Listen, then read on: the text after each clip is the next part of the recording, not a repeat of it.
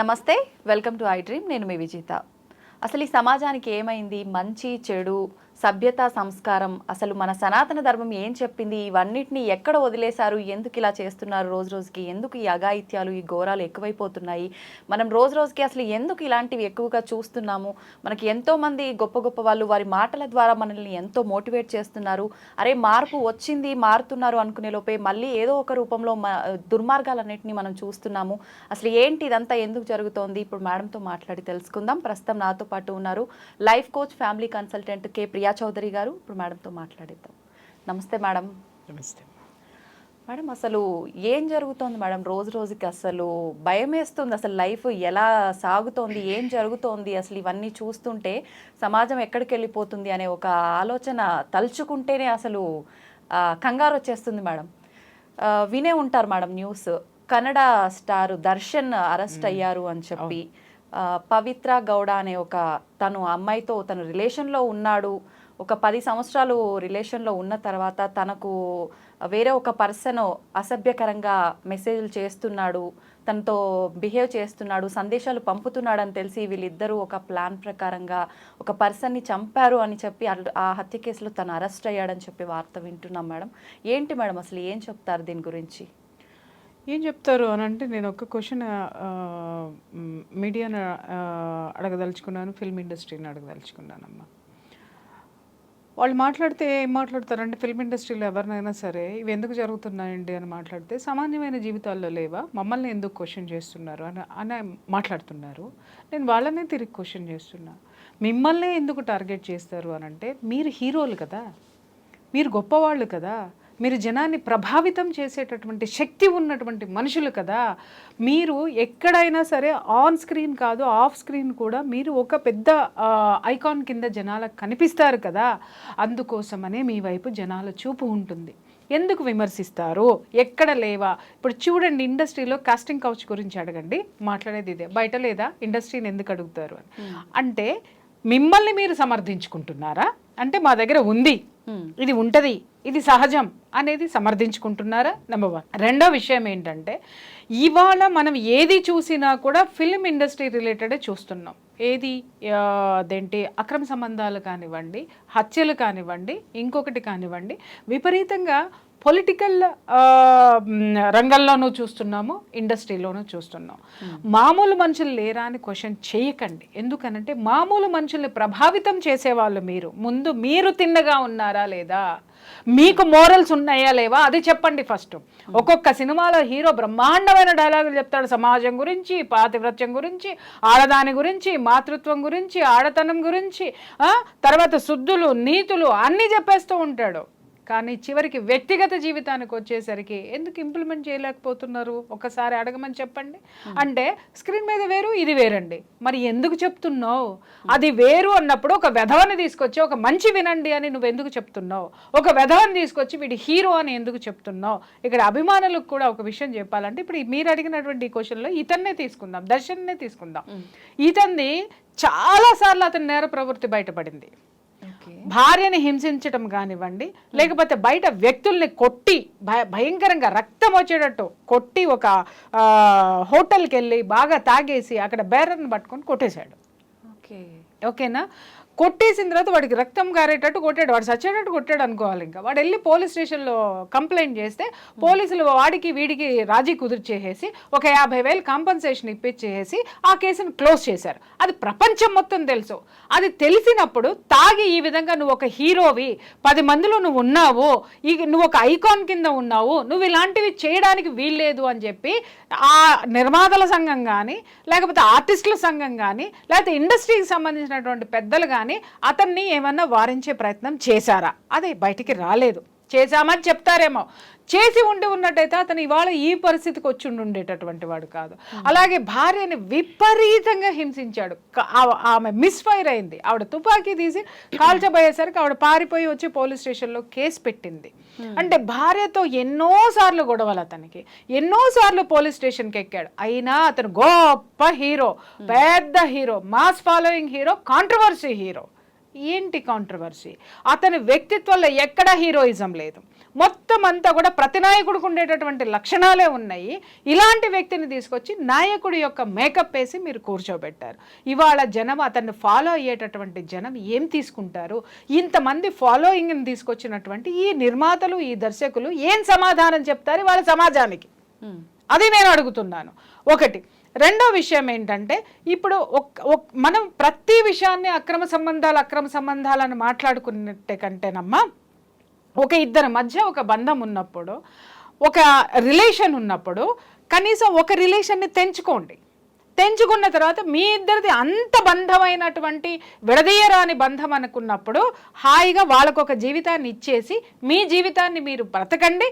ఎవరు మిమ్మల్ని కామెంట్ చేయరు, ఎవరు మీ జోలికి రారు. ఇక్కడ ఇంకొక విషయము, ఇప్పుడు మీడియాలో ఉన్నప్పుడు కానీ లేకపోతే మన ఒక సెలబ్రిటీ హోదాలో ఉన్నప్పుడు అన్నిటినీ ఫేస్ చేయాల్సినటువంటి పరిస్థితులు వస్తూ ఉంటాయి.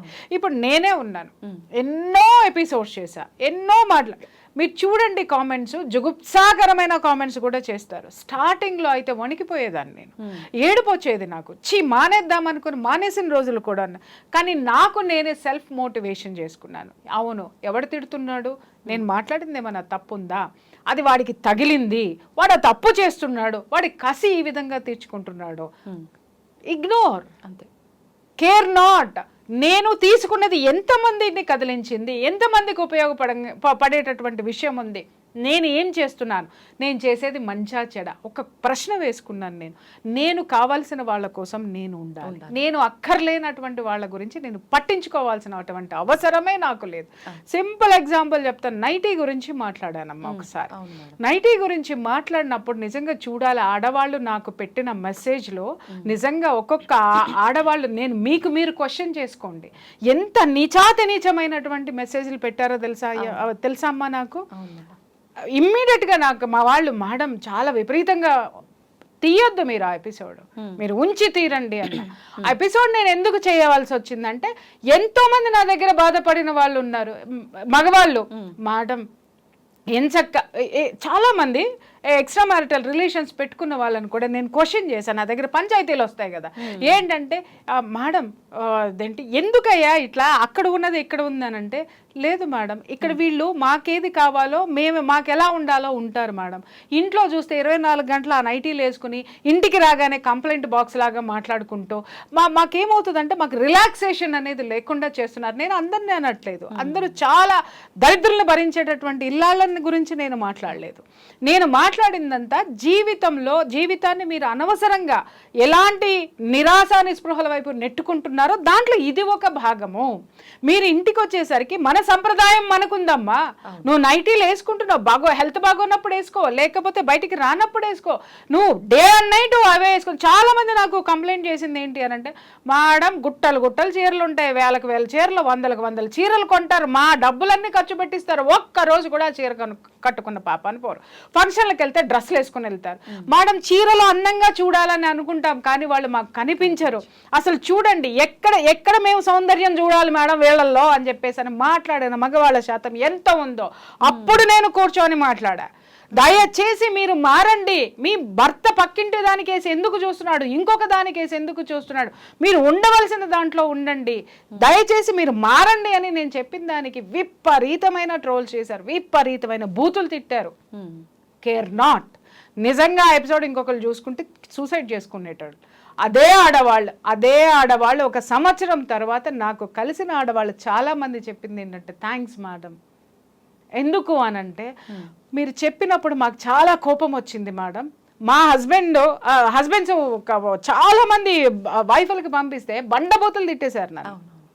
ఎందుకంటే చాలా మంది నాకు చెప్పారు, ఏమంటే మా ఆవిడకి మీరు పంపించానండి అంటే, నేను అన్న బాగా తిట్టిందా అన్న, తిట్టిందండి అని అంటే, మరి నన్ను తిట్టించడానికి నువ్వెందుకు పంపించినావయ్యా, ఆవిడ చూసుకుంటుంది కదా, తిట్టించే కార్యక్రమం మీ ఆవిడని నువ్వు తిట్టుకోవాలనుకుంటే నన్ను తిట్టించే ప్రోగ్రామ్ ఎందుకు పెట్టినావు అని నేను జోక్ చేసి వదిలేసేదా.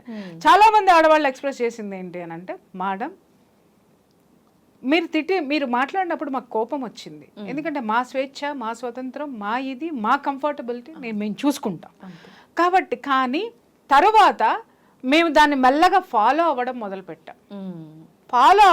పెడితే మా ఇంట్లో మార్పు వచ్చింది, మనుషుల్లో మార్పు వచ్చింది, నా భర్తలో మార్పు వచ్చింది, నాకు ఒక మంచి ఒక గౌరవమైన వాతావరణం అనేది నా చుట్టూ వచ్చిందని చెప్పిన ఆడవాళ్ళు ఎంతమంది ఉన్నారు. మగవాళ్ళు కూడా థ్యాంక్స్ మేడం, ఎందుకంటే మేము ఎంత చెప్పినా మా భార్యలు వినలేదు.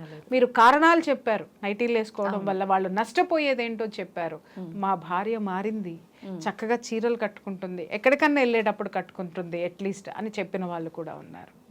అంటే ఇక్కడ ఈ దర్శన్ విషయంలో ఇది నేను ఎందుకు చెప్పాల్సి వచ్చిందంటే, దర్శన్ విషయంలో కూడా అతను ఎవరు, రేణుకా స్వామి, అతను ఎవరో ఇతను ఫ్యాను, ఇతను తప్పుడు దారిలో పోవడం, వాళ్ళ హీరో తప్పుడు దారిలో పోవడం ఇష్టం లేదా, ఎందుకంటే భిన్న కథనాలు వినిపిస్తున్నాయి. అతను బ్లాక్ మెయిలరు, లేకపోతే అతను ఒక సైకో, అతను ఏదైనా అవనివ్వండి. ఎందుకంటే మనం సోషల్ ప్లాట్ఫామ్ మీద ఉన్నప్పుడు చాలా మంది వస్తారు. ఉన్నప్పుడు నువ్వు పోలీస్ స్టేషన్లో కంప్లైంట్ ఇచ్చి పోలీసులకు అప్పచెప్పేస్తే ఇమ్మీడియట్గా వాళ్ళు వార్న్ చేసి ఉండేవారు, సైబర్ క్రైమ్కి ఇచ్చేసి ఉంటున్నట్టయితే వాళ్ళు కంట్రోల్ చేసి ఉండేవాళ్ళు అతన్ని. అది కాకుండా పర్సనల్గా మీరు తీసుకొని గ్రడ్జి పెట్టేసుకొని మీరు అతని మీదకి వెళ్ళిపోయి అతనికి మీరు వ్యక్తిగతంగా బుద్ధి చెప్పాలి అని చెప్పేసి అని ధోరణికి మీరు వెళ్ళిపోయిన తర్వాత ఈరోజు జరిగింది ఏంటి, ఒక మనిషి ప్రాణం తీయడం పక్కన పెట్టండి, అది చాలా బాధాకరమైనటువంటి విషయం.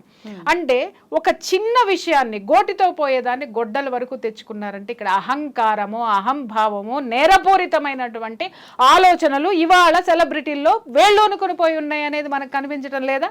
నువ్వు 10 మందికి నీతులు చెప్తావే, ఒక డైలాగ్ తోటి జనాలకి విజిల్స్ వేయించుకుంటావే, సమాజం ఎలా ఉండాలో పుంఖాను పుంఖాలుగా చెప్తావే, మరి నువ్వు సమాజంలో ఉన్నటువంటి నువ్వు వ్యక్తి సమాజంలో నువ్వు చేసింది ఏంటి? అలాగే ఇండస్ట్రీ కూడా క్వశ్చన్ చేసుకోవాల్సింది ఏంటంటే, ఇలాంటి వ్యక్తుల్ని మనం ఎందుకు ఎంకరేజ్ చేయాలి? ఎంకరేజ్ చేయడం వల్ల మనం ఏం చెప్పగలుగుతున్నాం? ఇవాళ రేపట్లో జనాలు చాలా తెలివిగా ఉన్నారమ్మా, వాళ్ళల్లో చాలా అవేర్నెస్ అనేది వస్తుంది. ఇదివరకు ఇట్లాగా గుడ్డిగా వెళ్ళిపోయి ఆహా ఫ్యాన్స్ అనో ఇంకొకటనో వెళ్ళిపోయి కౌగిలించుకోవట్ల, మంచి చెడు ఏది కూడా బేరీజు వేసేటటువంటి తత్వము ఆ యొక్క స్థితి ఇవాళ మనిషిలో వచ్చేసింది. ఎందుకనంటే ఒకప్పుడు మీడియా నీ చేతిలోనే ఉండేది, కెమెరా నీ చేతిలోనే ఉండేది, ఇవాళ ఫోన్ ద్వారా నా చేతికి వచ్చేసింది. నేను కూడా సెలబ్రిటీ అయిపోతున్నాను, నేను కూడా ఏది చేయాలో అది చేస్తున్నాను, హీరో ఏది చేస్తాడో అది కూడా నేను చేసి చూపిస్తున్నాను. కాబట్టి ఇక్కడ మనము ఈ సమాజంలో గెలవాలి అనంటే అంతరాలు, అంతర్యాలు, ఇటువంటి వాటన్నిటినీ కూడా మనము సమాజానికి చాలా జాగ్రత్తగా అనుసంధానం చేసుకొని తదనుగుణంగా వెళ్లాల్సినటువంటి అవసరం ఉంది. నీతులు పక్కవాడికి చెప్పడానికైనా మనకి పనికి రావా? ఈ రోజు దర్శన్ ఈ స్థితికి రావడానికి కారణము, ఎంకరేజ్ చేయడానికి కారణం కూడా నేను చెప్తున్నా శాండిల్వుడ్ ఏంటి ఇండస్ట్రీ మాత్రమే. అది భయంకరమైనటువంటి నిజం అన్నమాట. ఎందుకంటే ఇంతకు ముందు అతని మీద ఆల్రెడీ భార్య మీద ఏంటి అత్యాచారం చేయబోయే సిచ్యుయేషన్ లో అతను 2-3 సార్లు కేసులు ఎదుర్కొన్నాడు. ఆమెను ఇంట్లో ఇక్కడ ఒక ఎగ్జాంపుల్ నేను శాండిల్వుడ్ దే అని ఎందుకు చెప్తున్నానంటే, ఈ అమ్మాయి కాకుండా ఇంకొక నటితోటి కూడా అతను సహజీవనం చేస్తే ఆ భార్య అమ్మాయిని అబ్జెక్ట్ చేసింది. తర్వాత అమ్మాయి మీద ఫిర్యాదు చేస్తే ఇండస్ట్రీ పెద్దలు ఏం చేశారు, ఆ అమ్మాయిని ఇండస్ట్రీ నుంచి బ్యాన్ చేశారు. అవును మేడం. మరి ఆ అమ్మాయి ఇతనితో ఉండి తప్పు చేస్తుంది అని అనుకున్నప్పుడు, మరి తప్పు ఇటువైపు నుంచి కూడా జరిగినప్పుడు మరి ఇతని మీద ఎందుకు చర్యలు తీసుకోలేదు? అంటే పురుషాధిక్య సమాజమా? పురుషాధిక్యతను మీరు చూపించారా? పార్షియాలిటీని చూపించారా? అక్కడ ఆడదాన్ని బలి చేశారు, బాగుంది. మరి ఈ ఆడదాన్ని ఎందుకు మీరు బ్యాన్ చేయలేదు? అలాగే మళ్ళీ అతని అదే కొనసాగిస్తున్నాడు. ఆ అమ్మాయి వెళ్ళిపోయిందో, పెళ్లి చేసుకుందో, ఇంకేం చేసుకుందో, ఆ అమ్మాయి జీవితాన్ని అమ్మాయి చూసుకుంది. కానీ ఇతను మాత్రం ఈ అక్రమ సంబంధాలు అనేది ఆపలేదు, ఆపకుండా అదే కొనసాగిస్తున్నాడు. ఇవాళ ఇంత పెద్ద మచ్చ ఆ యొక్క కన్నడ ఇండస్ట్రీకి రాలేదా? తీసుకొచ్చింది ఎవరు? అతన్ని మోసినటువంటి వీళ్ళందరిది తప్పు కాదా? అలాగే జనం కూడా నేను చెప్తున్నాను కదా, స్క్రీన్ మీద చూసి హీరోలను చూసి వాళ్ళలాగా లైఫ్ స్టైల్, వాళ్ళలాగా షర్ట్లు వేసుకోవడం, వాళ్ళలాగా హెయిర్ స్టైల్స్, వాళ్ళలాగా సమాజాన్ని కేర్ లేకుండా మాట్లాడడము, విలువలు లేకుండా మాట్లాడడం, వాళ్ళని వీళ్ళు తీసుకొని ఐకాన్గా తీసుకొని వాళ్ళని మార్గదర్శులుగా తీసుకొని ఇవాళ యువత కూడా నాశనం అయిపోతుంది.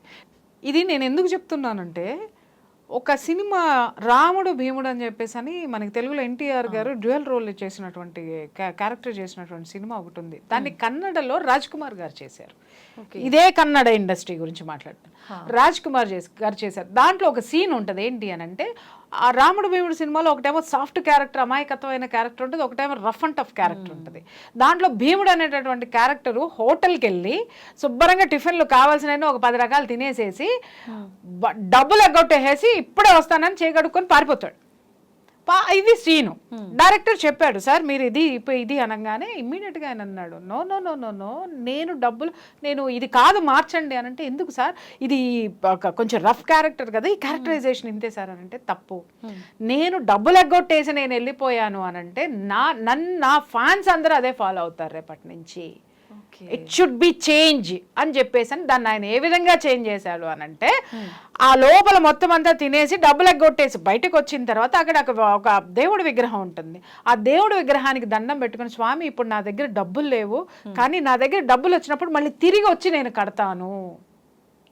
మోరల్ అంటే తనను అనుసరించేటటువంటి సమాజం ఒకటి ఉంది, ఆ సామాజిక బాధ్యత ఒకటి ఉంది. కాబట్టి వాళ్ళు అంతకాలము అన్నాళ్ళు వాళ్ళు ఆ విధంగా దేవుళ్ళ లెక్క నిలబడిపోయారమ్మ జనాల్లో. ఆ సామాజిక బాధ్యతను కూడా వాళ్ళు తీసుకున్నారు. కాబట్టి వాళ్ళ హీరోల ప్లేస్లో ఉండి డబ్బు, సెక్స్, ఉమెన్, ఇవి తప్ప, ఉమెన్, వెల్త్, వైన్, ఈ 3 తప్ప ఎవరు ఏదైనా పాటిస్తున్నారా?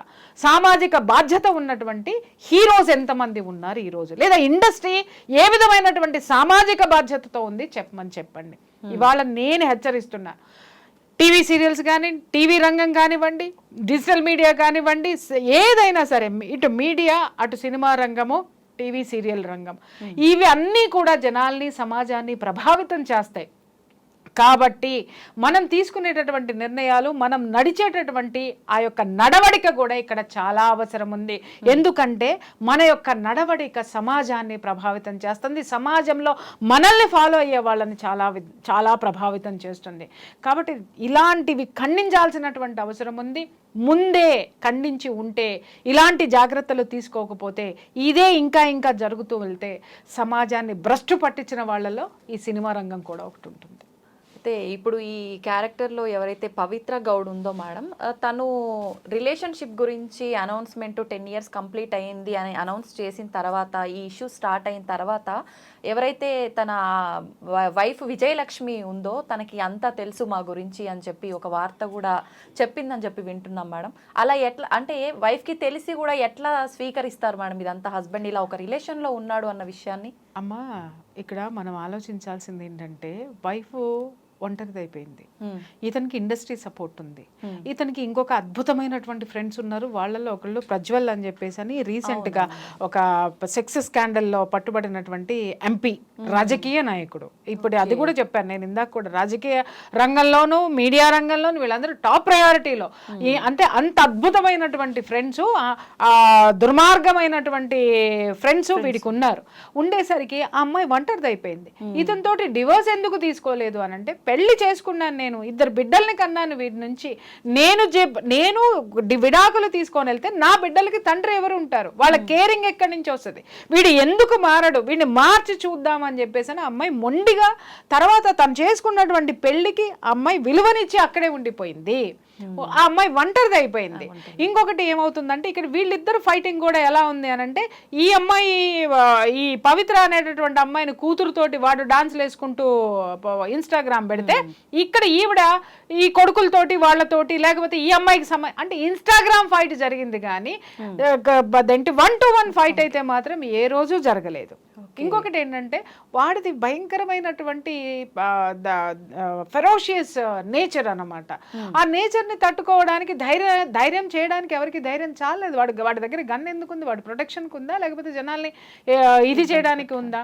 ఇలాంటివన్నీ కూడా పెట్టుకొని దౌర్జన్యం చేసుకుంటూ వాడు బ్రతికేస్తున్నాడు. బ్రతికేస్తున్నప్పుడు అమ్మాయికి తెలుసు వాడితో ఉంటున్నాడన్న సంగతి తెలుసు. వీళ్ళిద్దరికి మధ్య ఇన్స్టాగ్రామ్లో యుద్ధాలు జరిగినాయి.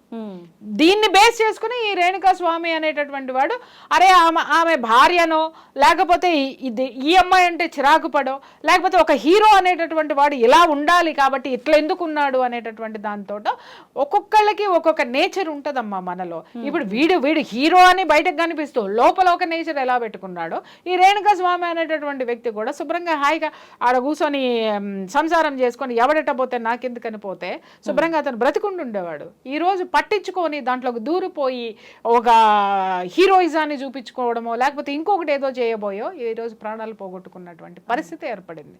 ఇప్పుడు మీరన్నట్టుగా ఆ అమ్మాయి భరిస్తుంది, తెలుసు అన్నీ తెలుసు అని అంటే తెలుసు ఏం చేస్తుందండి? ఆ అమ్మాయికి ఇండస్ట్రీ సపోర్ట్గా నిలిచిందా, చట్టం సపోర్ట్గా నిలిచిందా? ఎవరు సపోర్ట్గా నిలిచారండి? మొత్తం అంతా దరిద్రానికే నిలిచింది, దుర్మార్గానికే నిలిచింది. కాబట్టి ఆ అమ్మాయి నోరు మూసుకొని కేవలం ఇన్స్టాలో ఫైట్ చేస్తూ కూర్చుంది. కానీ ఒకటి నేను ఎప్పుడు చెప్తూ ఉంటాను, ఒకరి ఉసురు మాత్రం ఇంకొకళ్ళకి తగలకుండా మాత్రం పోదు. లాస్ట్ టైం ఇంకొక పవిత్ర విషయంలో కూడా నేను ఇదే చెప్పాను. భార్యని కష్టపెట్టి అంటే భార్యాభర్తలు ఇద్దరికీ పడలేదనుకోమ్మా, లేకపోతే అవతల వాళ్ళ కూడా వీళ్ళకి సహకరించట్లేదనుకోమ్మా, నువ్వు ఇంకొక జీవితాన్ని స్టార్ట్ చేయి. నేను అదే చెప్తా, కొత్త జీవితాన్ని హ్యాపీగా స్టార్ట్ చేసుకో. దాంట్లో విభేదించడానికి ఏమి లేదు, అక్కడ అభ్యంతరం పెట్టడానికి ఏమి లేదు అక్కడ.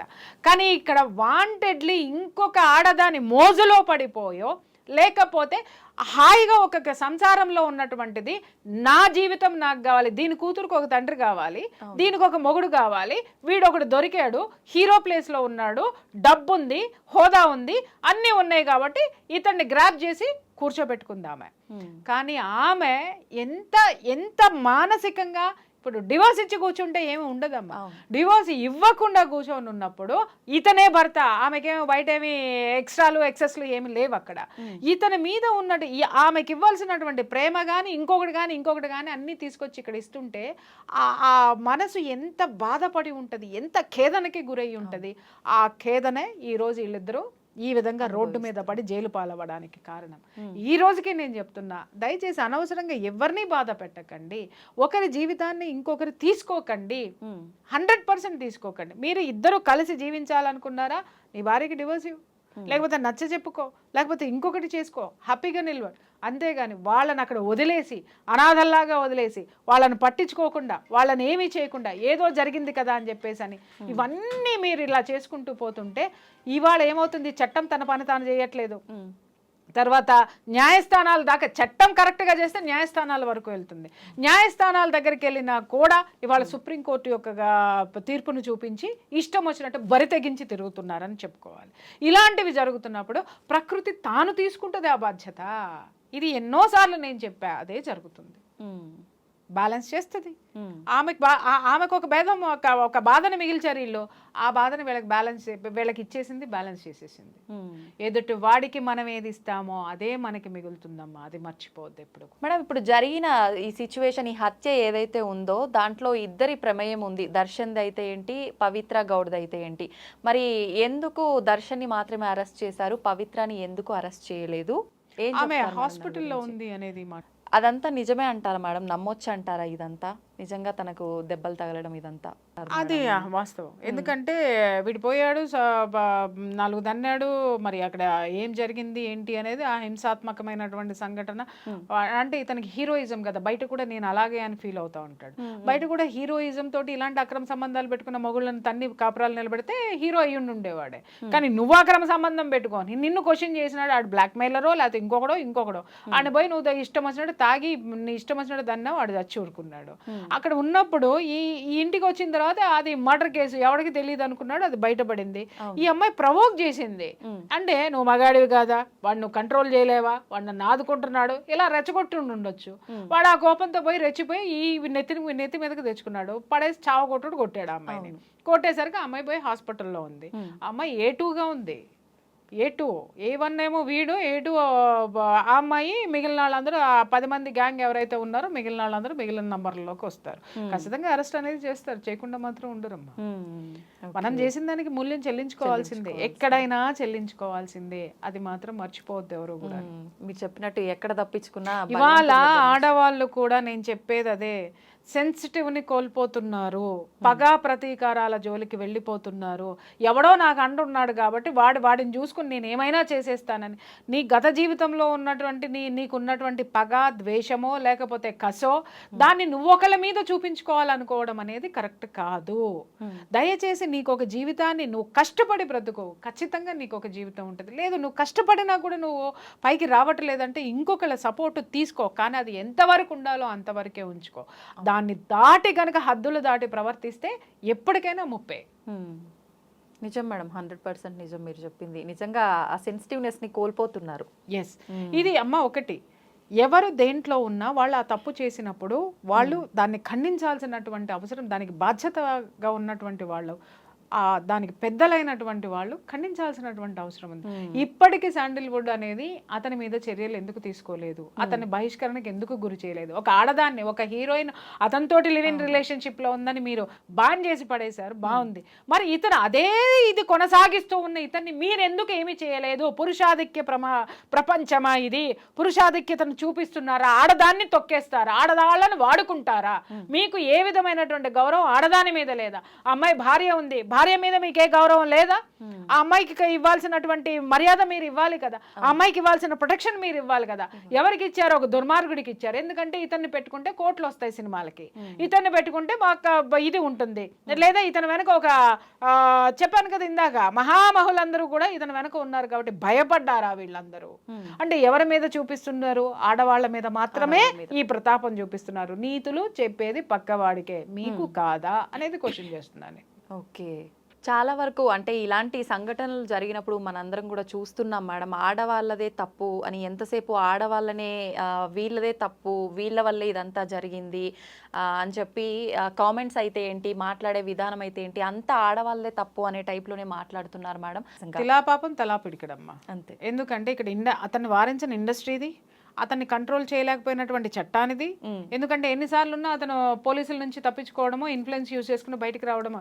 అలాగే అలాంటి వెధవాన్ని ప్రతి ఒక్కడికి తెలిసి కూడా వాడిని హీరోగా ఆరాధిస్తున్నటువంటి సమాజానికి కూడా తప్పలేదా? అసలు నిజంగా ఒక సిచ్యువేషన్ జరిగినప్పుడు అసలు తప్పు ఎవరిది, ఎక్కడ తప్పు ఉంది, ఎవరి సైడ్ నుంచి తప్పు ఉంది అనేది తెలుసుకొని మాట్లాడితే కనుక బాగుంటుంది మేడం. మీరు చెప్పినట్టుగా నిజంగా చాలా మంచి ఎక్స్ప్లెనేషన్ ఇచ్చారు మేడం, చాలా చక్కగా తెలియజేశారు మాకు డీటెయిల్స్ అన్నింటినీ కూడా. Thank you madam.